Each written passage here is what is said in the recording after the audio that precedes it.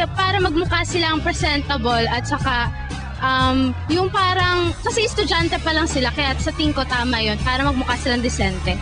Oo, pabor ako kasi pag mahaba yung hair, nakalugay lang. Kasi hindi naman sila pwede magpuyod. So, lagi nilang i-move yung hair nila with their hands. So, instead of paying attention to their classes, sa hair nila na itutuon yung kanilang attention. So, they won't learn anything kung masyadong mahaba na yung hair nila. Wala yan sa buhok kasi hindi naman naapektuhan ng hairstyle yung utak ng estudyante.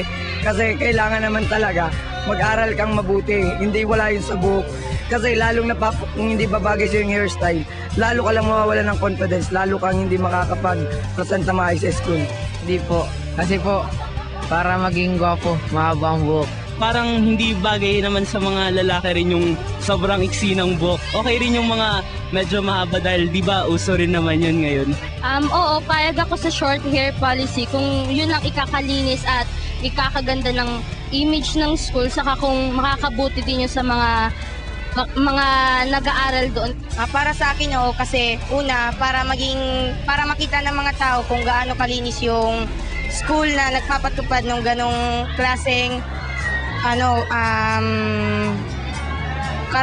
karapatan. Tapos sunod, para maging fresh yung katawan nila. Pangatlo, para hindi sila mapagkamala na kasali sa kung ano-anong.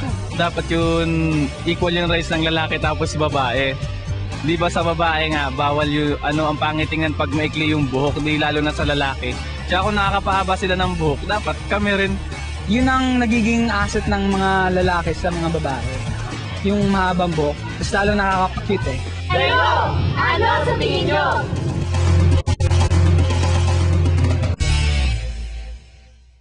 Ang KNN ay hatid sa inyo ng UNICEF.